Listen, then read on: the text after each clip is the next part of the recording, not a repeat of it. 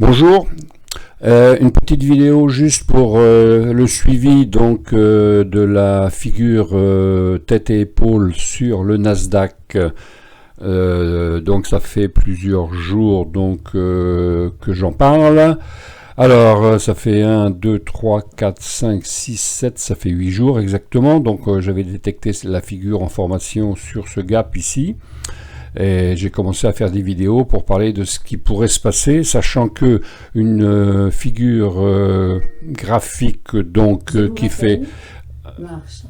Oui, il y a Je vous rappelle, marche. Bon, excusez-moi, c'est Alexa qui me rappelle qu'il faut que j'aille faire ma marche. Bon, voilà. Comme je fais pas de montage, vous allez l'entendre, c'est pas grave. Donc, je disais que le Nasdaq, donc à partir de là, j'avais déterminé qu'il allait peut-être donc faire la deuxième épaule, puisque la tête et épaule, en haut d'une longue montée, c'est quand même un signal de retournement qui donne comme objectif la hauteur de la tête avec la ligne de cou ici. Et donc j'avais estimé, d'après le graphique, qu'on pourrait descendre vers les 12 000.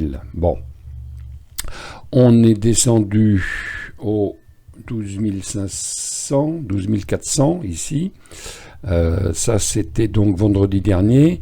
Et puis, il avait fait un beau marteau. Or, un marteau, c'est un signal haussier. Donc, on était parti pour le fameux pullback qui doit avoir lieu pour confirmer la figure tête et épaule dans les règles. Donc, le pullback, en fait, eh bien, il a eu lieu mardi.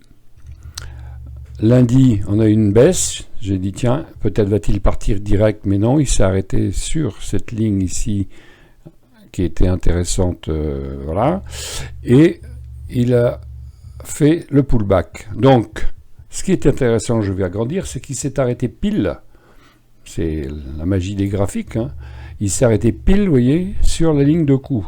C'est-à-dire qu'il a essayé de passer, il s'est frotté à la moyenne courte, la moyenne longue, pardon, 55, 21, et il a clôturé en hausse, mais sous la ligne de coup.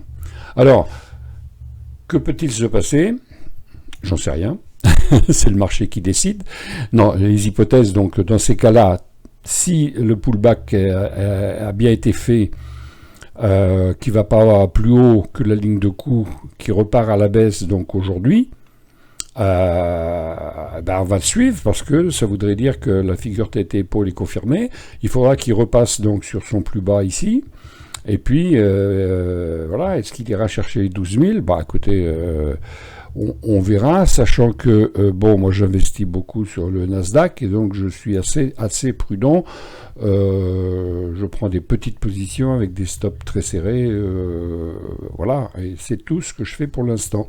Donc voilà, je vous montre, donc je vais enlever tous les objets tracés, vous voyez bien, donc on avait la première épaule, la tête, et là je me suis dit tiens, mais on y est, les volumes, hop, tête, épaule, il l'a fait, il fait le pullback, il s'est arrêté sur la ligne rouge, c'est une résistance, il s'est arrêté sur la ligne rouge, la résistance c'est la ligne de coup, donc c'est très logique, et voilà. Alors est-ce qu'il va aller encore un peu plus haut avant de repartir, ou est-ce que la correction est finie, il aurait fait que la moitié de la baisse? Ça arrive assez fréquemment sur des impulsions quand même assez fortes, puisque faut reconnaître que on a quand même là on est parti depuis octobre, on a fait une progression absolument incroyable, je ne sais pas si vous le savez en pourcentage, mais ça fait quand même quelque chose de phénoménal,